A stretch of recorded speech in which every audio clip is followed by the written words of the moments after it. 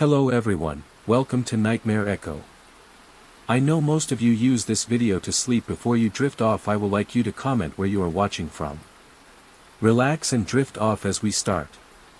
She told her mom she'd be home by midnight. She never made it back. No warning. No struggle.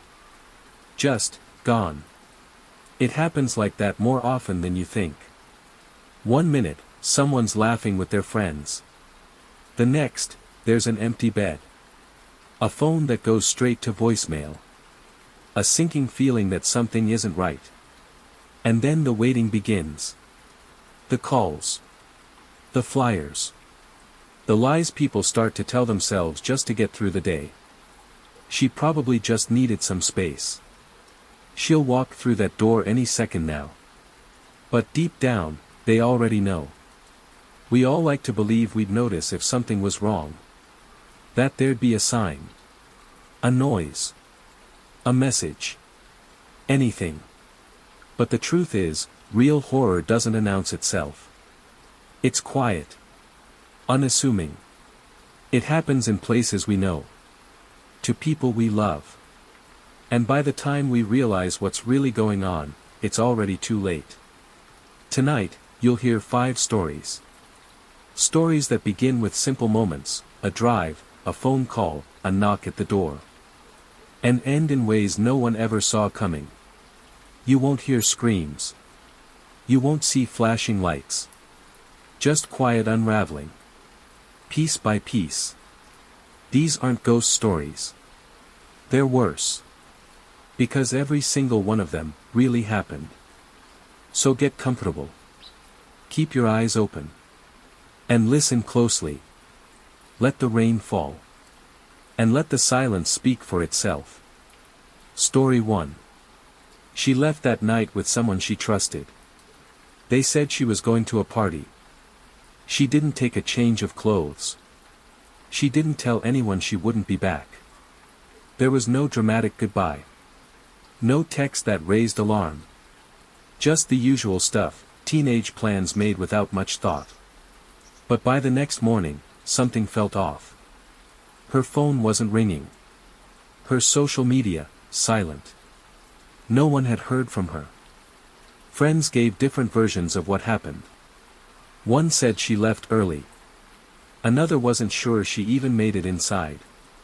And the last person who claimed to see her, couldn't keep his story straight.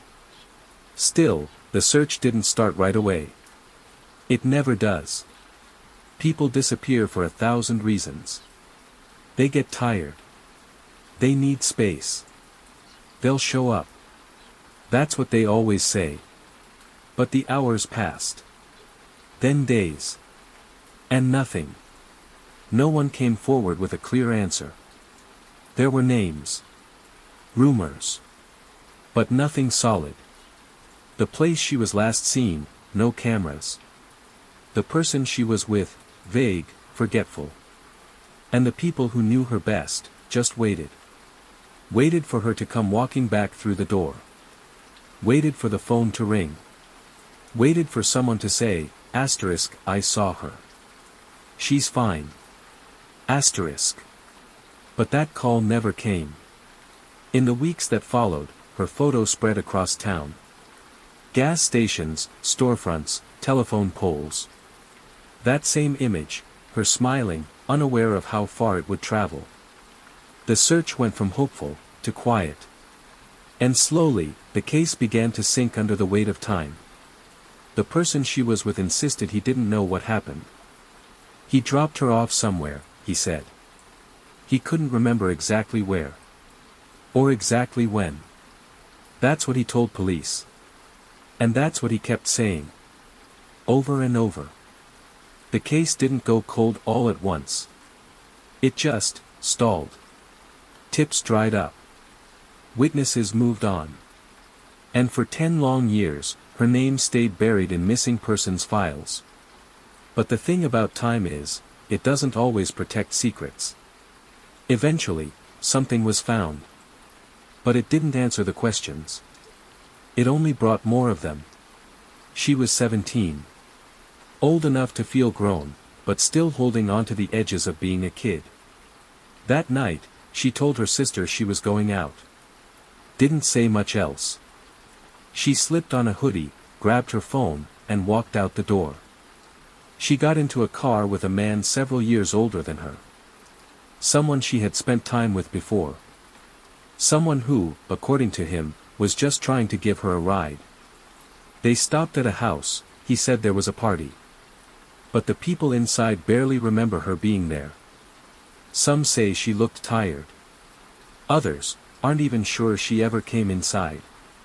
What we do know is that sometime after midnight, her phone sent a message. It was short, offbeat, and completely unlike the way she usually wrote. That was the last time her phone was active.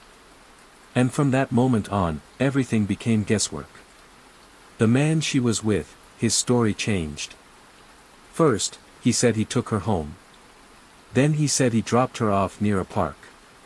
But when police checked the area, there was no sign of her. He became the focus. Naturally. But when they brought him in for questioning, he gave them just enough to stay on the edge of suspicion. He said he didn't do anything wrong. Said he had nothing to hide.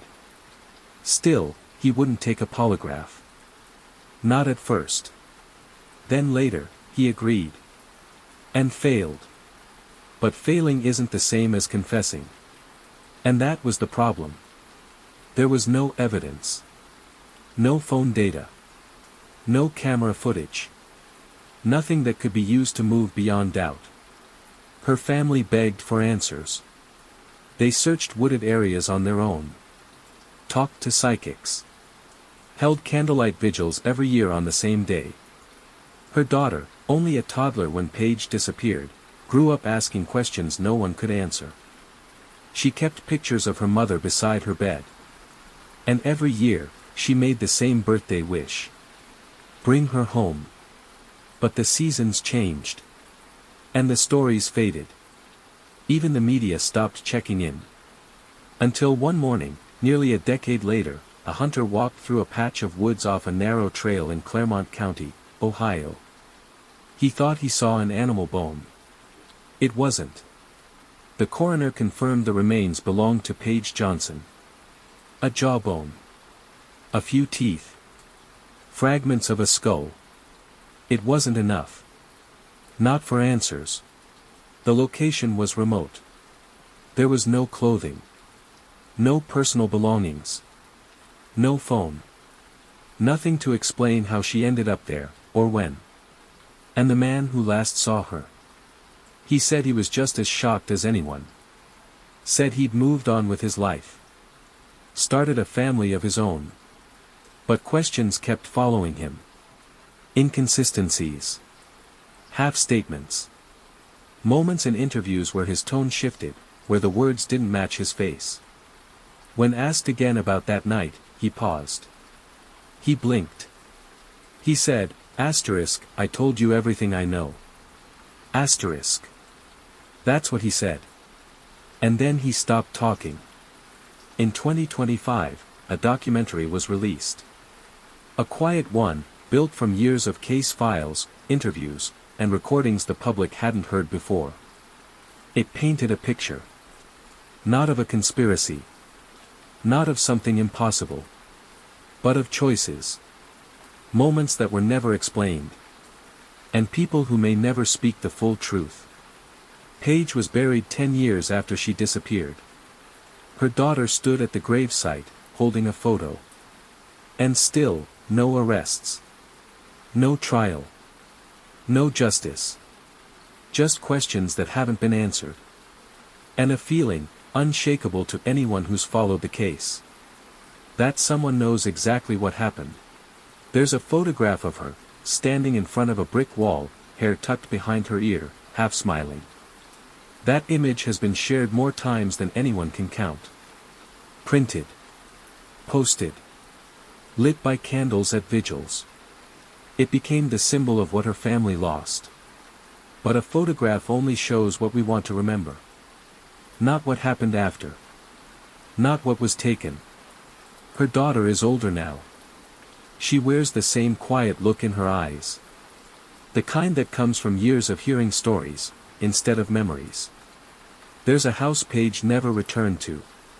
A closet filled with clothes she never wore again.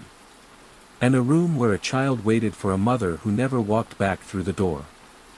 And in all this time, the man who was last with her has never been charged. Never stood in court. Never answered questions under oath. He still walks free. Still insists he did nothing wrong. Still says, he doesn't know what happened. Police have theories. Investigators talk about the case quietly, carefully. There are details they've never released. Pieces they've held back, maybe waiting for someone to slip. Maybe waiting for a reason to speak. But the years keep moving. The trail keeps cooling. And those who loved her most are left with a kind of grief that never settles. 10 years to find her body. More than that to find the truth. And still, no one held accountable. So now, the question remains. Who killed Paige Johnson? And why has no one been charged to this day? Story 2. He said he'd be right back. Left his apartment without much, just his phone and a jacket. Didn't lock the door. Didn't take his keys. It was cold that night in New York. Late February. The kind of cold that gets under your skin before you notice it. He sent a text. One line. It didn't sound urgent. Didn't sound like someone in trouble. Then, nothing. That was the last time anyone heard from Sam Nordquist. 24 years old. A long way from home. He'd moved to the city for a fresh start, more space, more possibility. And maybe, just a little more safety. Back home, he didn't always feel understood. Minnesota felt small. And Sam was tired of explaining himself to people who didn't want to listen. So he came here. To New York. Where being different wasn't unusual. He was proud of who he was. Honest. Outspoken. Even when it made things harder. But honesty doesn't protect you.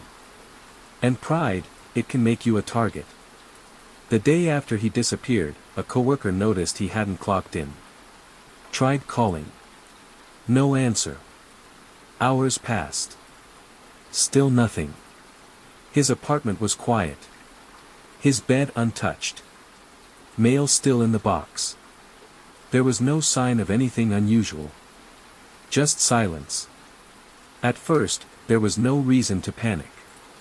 But something about the stillness felt wrong. By the end of the week, his family had filed a report. But the details were vague. No one knew where he'd gone. Or who he was meeting. Or why he left so suddenly. The questions piled up. And as days turned to weeks, the silence became louder. That's the thing about cities like New York. People go missing all the time. And unless someone keeps pushing, their names disappear just as fast as they do. But Sam's name didn't disappear. His family wouldn't let it. His friends, co-workers, old teachers, they kept asking, posting, calling. They said his name out loud, again and again. And somewhere, in all that noise, came a tip. Unconfirmed. Unclear. But it was enough to shift the focus. Enough to make detectives look closer. At texts. At phone pings. At people whose names hadn't come up before. And what they began to uncover wasn't random. It wasn't fast. It wasn't clean. And it wasn't over. Not yet. He wasn't just a name in a headline. Sam had a laugh that made people pause mid-sentence. Not because it was loud, just unexpected. It came from his gut. And it made you feel like whatever you said was worth hearing. He loved books. Science fiction. Stories where people could start over, be anyone they wanted, somewhere far away. He used to say, asterisk, I'm not here to fit in. I'm here to be real. Asterisk. And he was. Even when it cost him. He came out young. Changed his name in high school. Faced the coldness that comes when people look right through you, even after knowing you your whole life. New York felt different. It gave him space. He worked at a bookstore on the Lower East Side. Spent weekends at open mic nights, protests, community events. People in the neighborhood knew his face.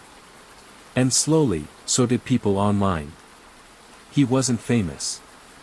But he wasn't invisible. Then came February 16th. A Friday. Cold. Quiet. One of those nights where time feels slower, like the city's holding its breath. Sam left work at 6:03 p.m. Stopped at a cafe. Sent a message to a friend, said he might come by later. He never showed up. No one remembers seeing him after 7. His phone stopped responding before midnight. 3 days passed before anyone realized something was wrong. By then, his face was already posted across local boards and subway stations. Police found his jacket a week later. Folded. Left behind a dumpster near Queens Boulevard. It wasn't torn. But inside the pocket was his house key. And under that, a piece of a bracelet his mother had given him. Then came the call. Someone had found a body. Not far from an abandoned warehouse. The area had been tagged for demolition for months, but delays kept pushing the date. No cameras. No witnesses. The coroner's report didn't make the news. Not at first.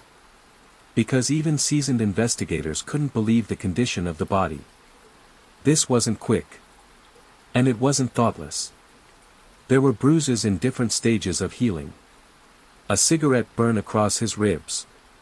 His hands were tied. But not with rope, plastic cable fasteners, industrial grade. And he was barefoot. For days, authorities kept things quiet. Said they needed time. But the story was already out. And once it spread, it couldn't be pulled back. His name lit up across social media. Protests followed. Hundreds marched through Lower Manhattan carrying signs. Some held candles. Others held mirrors. One sign read, "You didn't silence him. You made all of us louder." Asterisk. Police released few details. But behind the scenes, interviews were underway. Digital forensics teams went through Sam's phone records, browser history, every conversation from the days leading up to the night he vanished. That's when things began to shift. There was talk of a gang initiation, briefly. Rumors moved fast. But none of it held. The truth, when it came into focus, was worse. Multiple suspects. All under 30. One of them, someone Sam had met a few times. A friend of a friend. Someone who knew where he lived. The motive wasn't robbery. And it wasn't random. They'd watched him. Talked about him. Planned it. One of them even filmed part of it. Police found screenshots buried in cloud backups. Fragments of a conversation they never expected to see. Messages about teaching a lesson. About making sure he didn't talk again. Sam never had a chance. His mother wasn't told everything. They spared her details. But during a court hearing in early 2025, one of the suspects turned on the others. Agreed to cooperate. And brought forward something no one saw coming. A journal. Inside were pages written in block print. No names. Just descriptions. Drawings. Timelines. One page had a date.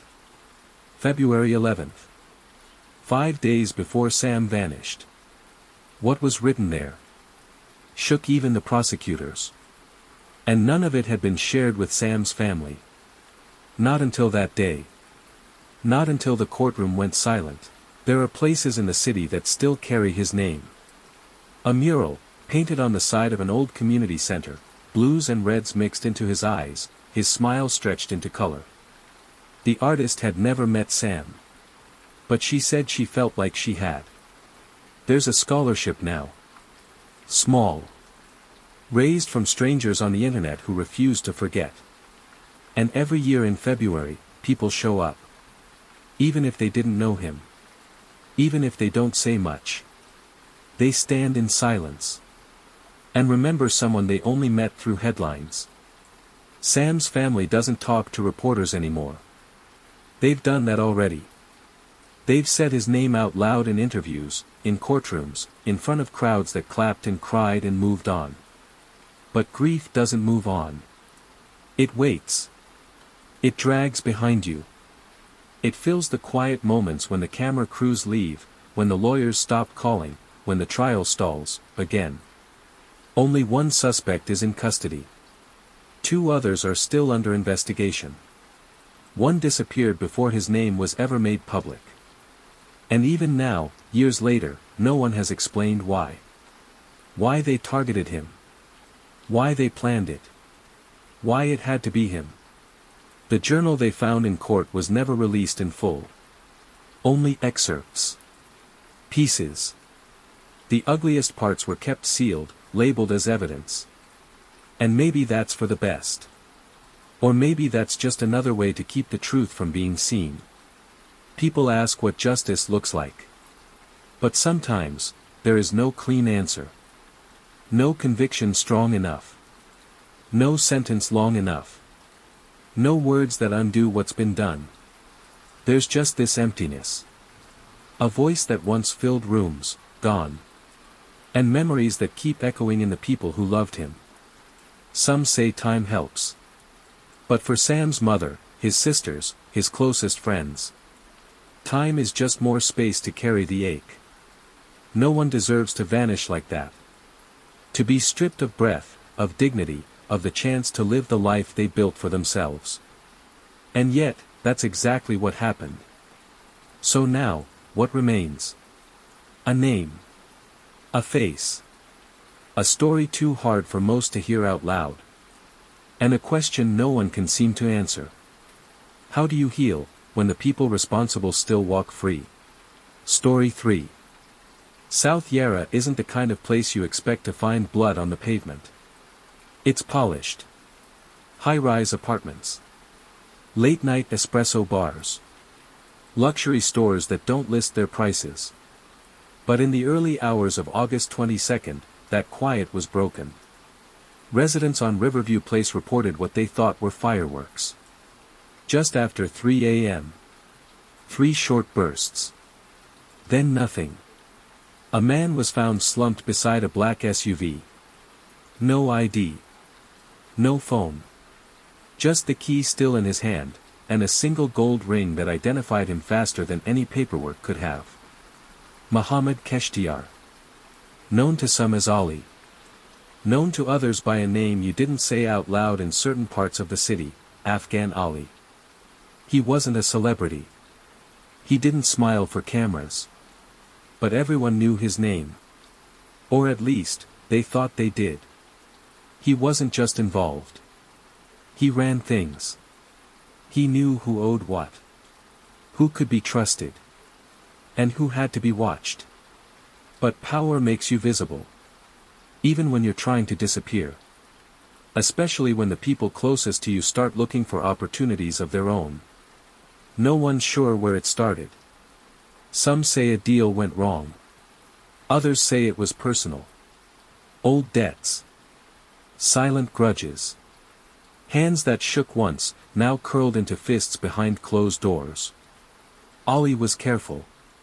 Paranoid, even. He changed phones weekly. Used drivers he didn't know. Always sat with his back to the wall. But on that August night, he made a mistake. He went alone. Just one meeting. Quick. Private. What happened next took less than 60 seconds. And then he was gone. By sunrise, the news was out. But the details were thin. Deliberately so. No camera footage was released. No eyewitnesses came forward. No known motive. The headlines focused on what he was. A known figure in Melbourne's underworld. A man with enemies. A man who saw things most wouldn't survive once.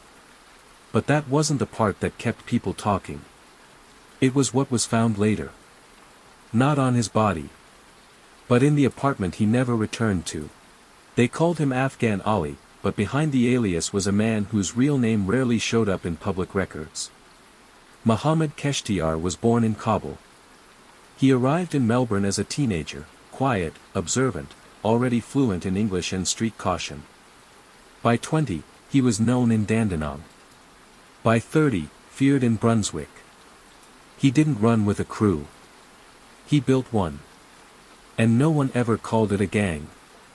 Not out loud. There were storefronts with no customers. Warehouses that never shipped anything. Late-night deliveries that never passed through customs. He wasn't the type to get his hands dirty. He didn't have to. The people who owed him made sure of that. And those who didn't, eventually did. There were whispers about the usual things: extortion, high-level fraud, turf disputes that ended in missing people. But nothing stuck.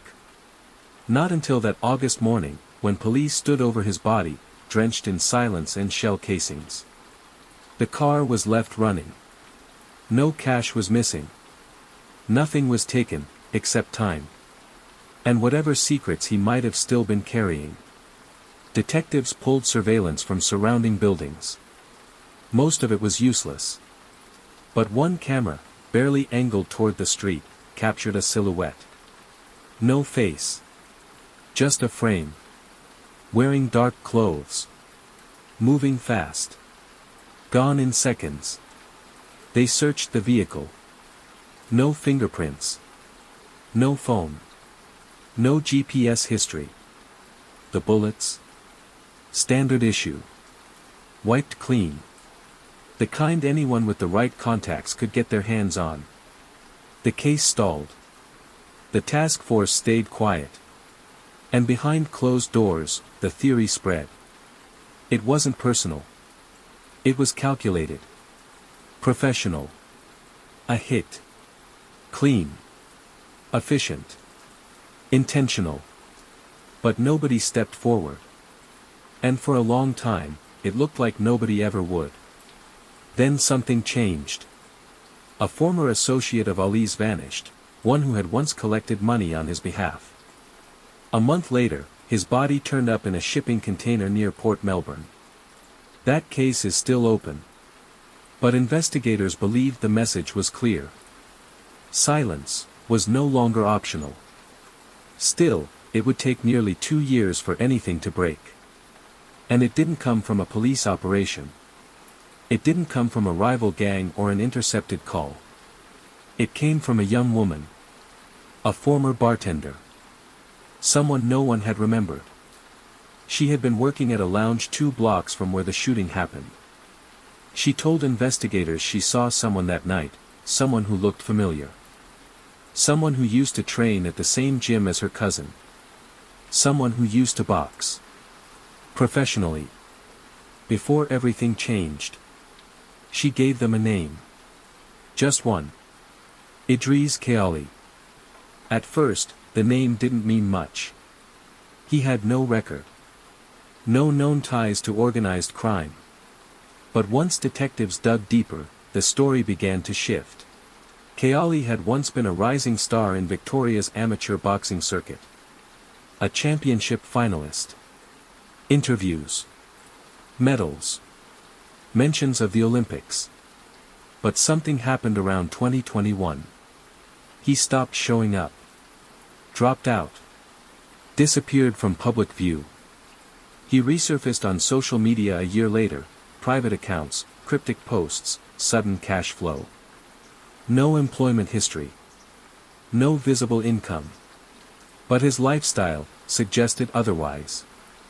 Then came the tip. And in April 2025, nearly 2 years after Ali's murder, Kayali was arrested leaving a gym on the city's west side. Calm. No resistance. He asked for a lawyer before the first question was even asked. Investigators believed he didn't act alone.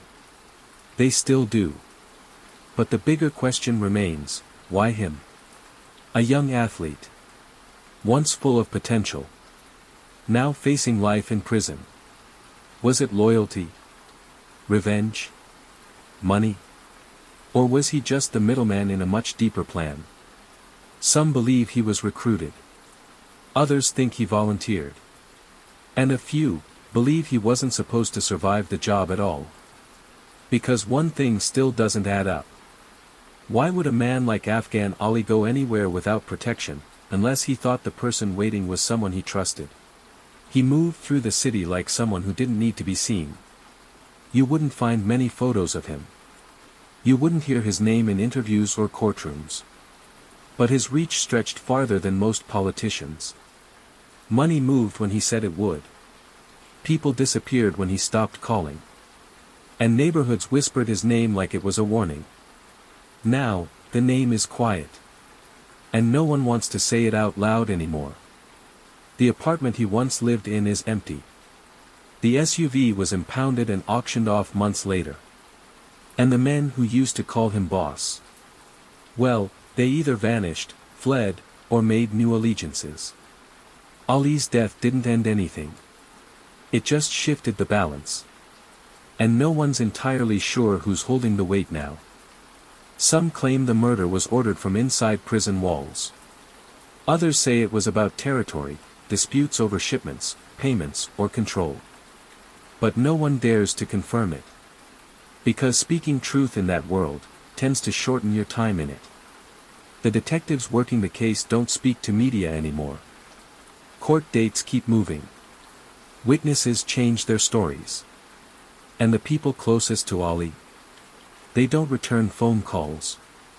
What remains is a silence that doesn't settle. A sense that something isn't finished. Because you don't erase a man like that with just one bullet. Not when his name built empires. Not when the decisions he made are still costing people their lives. And maybe that's the part no one wants to admit. That the night he died wasn't the end. It was only the pause before something worse. Ali's empire fell in silence. But the war he started still burns in Melbourne's shadows. Story 4. She was the kind of person whose joy seemed to catch in the air. Bright, effortless, like something you didn't need to understand to feel. Her name was Jenia Grimes. 21 years old. A dancer. A daughter. A student at Alabama State University. That night, she posted a video, just like she had dozens of times before. Her moves were sharp. Confident. Joyful. The kind of energy that pulls people in. And then. Nothing. The time between that post and sunrise is still filled with questions. Where did she go after the video ended? What was said behind closed doors? And what was it that no one saw, when the night turned quiet? She was found hours later. Out there, in the early light. Alone. Still wearing her dance team hoodie. As if she hadn't expected to be gone long. No one was ready. Her family. Her teammates. They were still replaying her last video while the crime scene tape went up. But as investigators looked closer. At phone records. At camera footage. At statements that didn't match. They realized this wasn't just a tragedy. This was something that required answers. Real ones. Because people don't vanish in moments like that.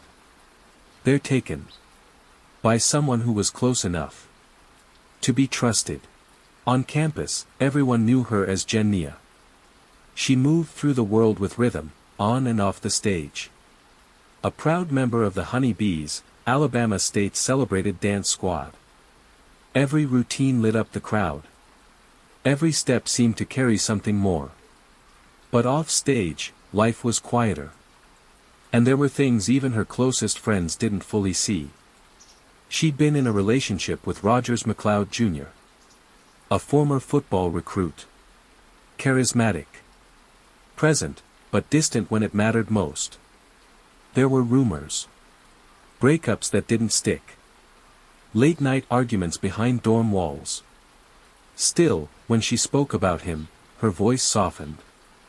And when he showed up in her videos, he smiled like nothing was wrong. That night, March 2025. She was home in Pike Road. She'd posted a dance clip just hours earlier. The lighting was low, her expression playful. Nothing about it suggested the night would end the way it did. Then, sometime past midnight, a 911 call. His voice was panicked. Disoriented. He told dispatchers it was an accident. Said they'd argued, and the gun had gone off. When officers arrived, Nia was on the floor. One bullet. Close range.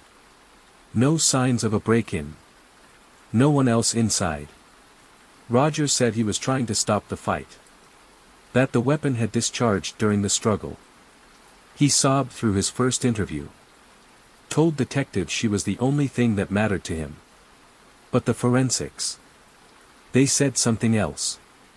Gunpowder on both hands. The angle of the bullet didn't match the version he gave. There were pauses in his timeline. Questions he couldn't seem to answer twice the same way. Still, he wasn't arrested. Not at first.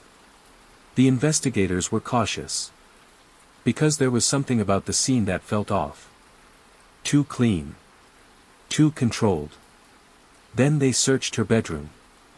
And found something no one expected. A diary. Worn edges. Pages filled with quiet thoughts, written in ink she never meant for anyone to read. Tucked between notes about dance practices and classes. Was one line that changed everything. If something happens to me, it was him.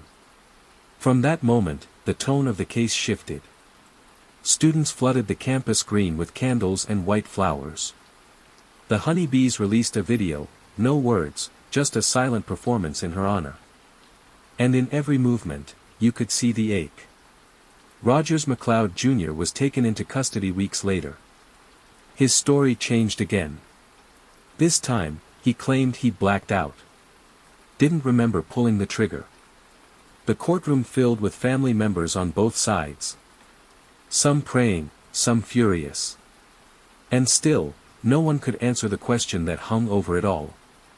How did it get this far?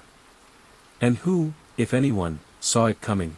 She was supposed to graduate the following year. Her dance team had already picked out the songs for their spring showcase.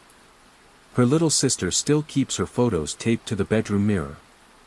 There are things you never expect to miss. A laugh that echoed too loud in quiet places. The way she hummed to herself before practice. The way she always stayed behind to help clean up, even when no one asked. Those pieces don't disappear overnight. They linger. In the silence.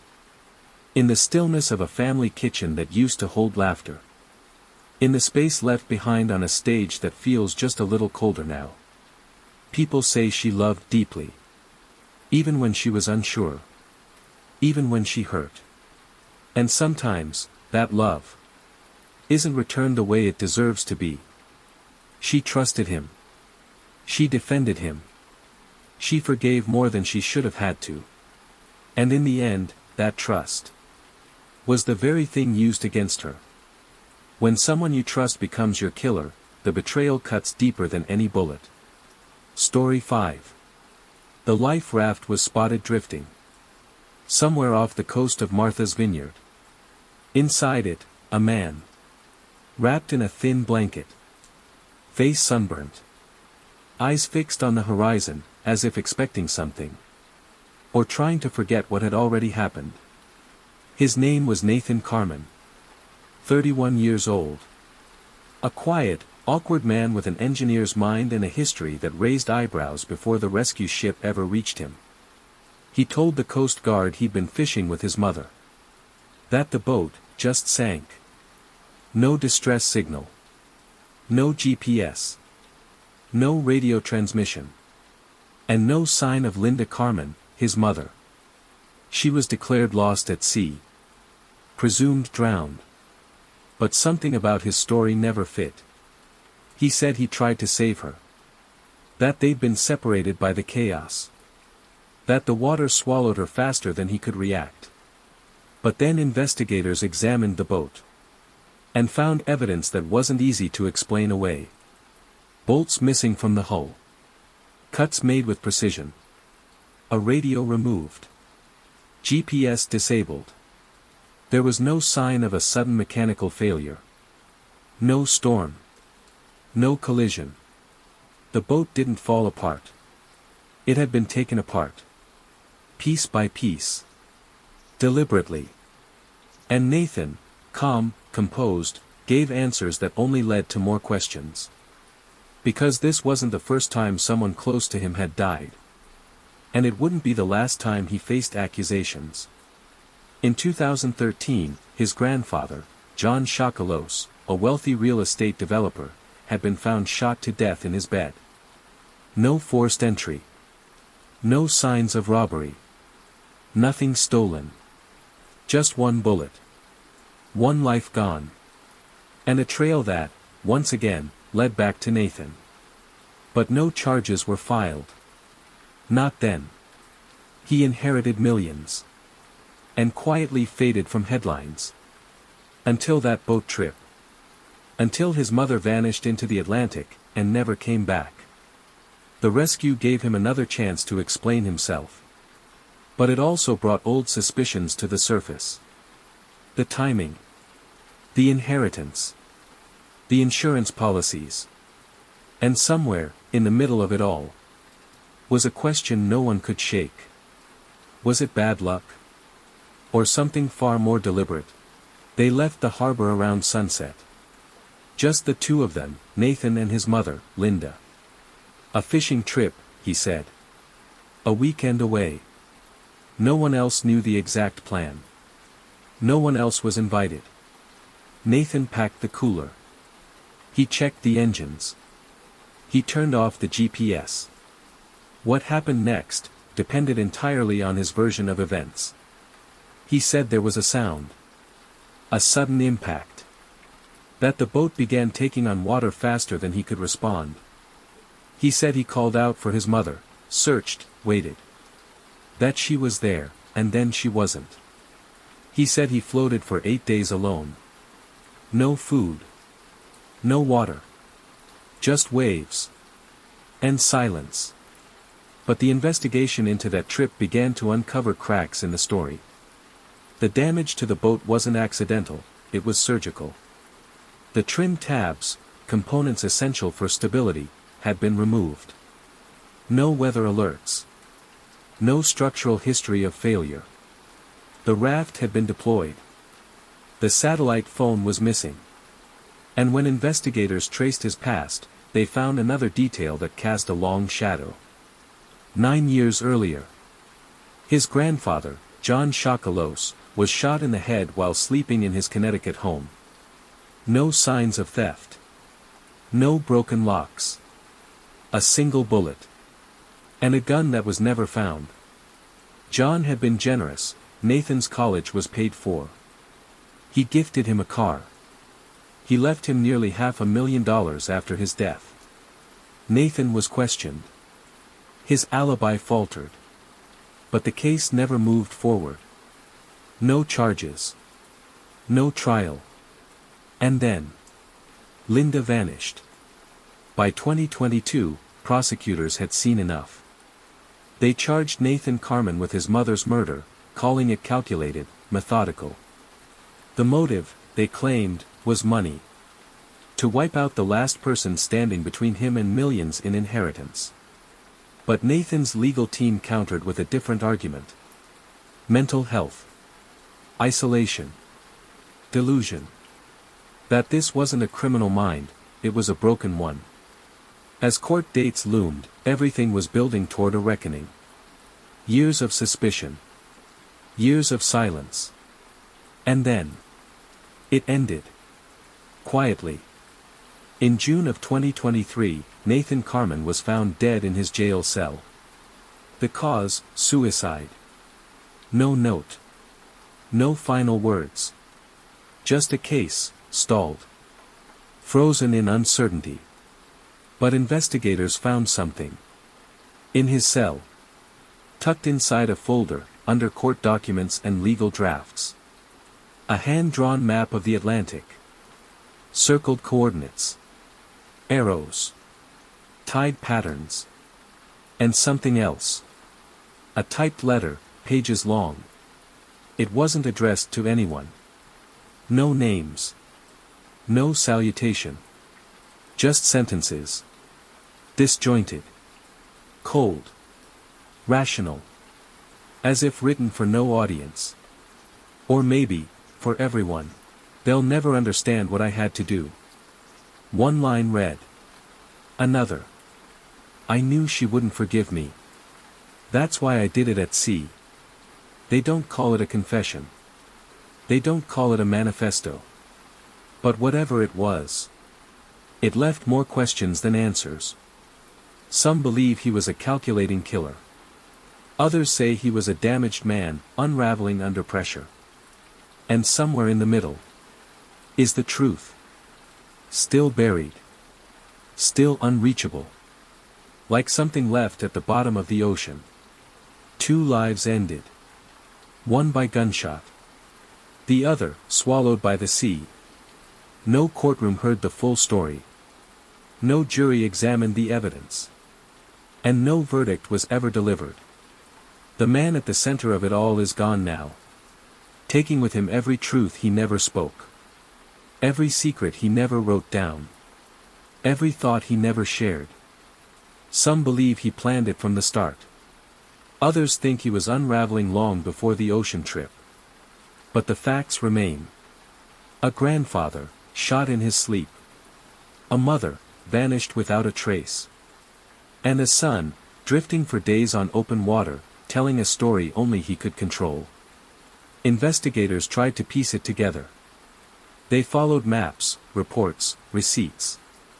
But what they couldn't trace was motive. Or guilt. Or regret. When Nathan died, so did the case.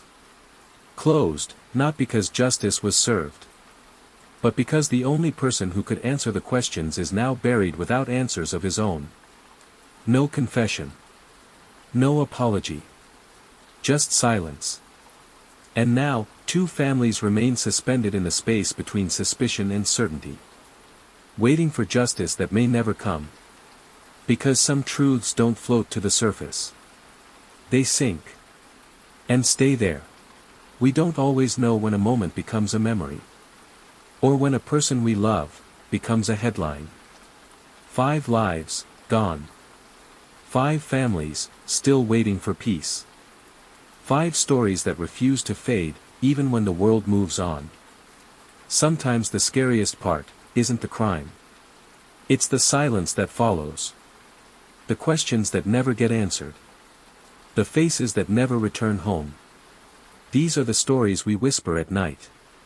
Because speaking them too loudly feels like opening a door that should have stayed shut. Which one stayed with you? Which one made you turn the light back on? Which name will echo in your mind, long after the rain stops? Asterisk. Justice means different things to different people. For some, it's a trial. For others, it's just the truth. Let us know in the comments, what do you believe happened? Do you think the right people paid the price, or are the real answers still out there? And if you made it this far, you're one of us now. The ones who can't look away. The ones who need to understand what others would rather forget. So hit like, subscribe, and turn on notifications. Because next time, the story might be closer to home than you think.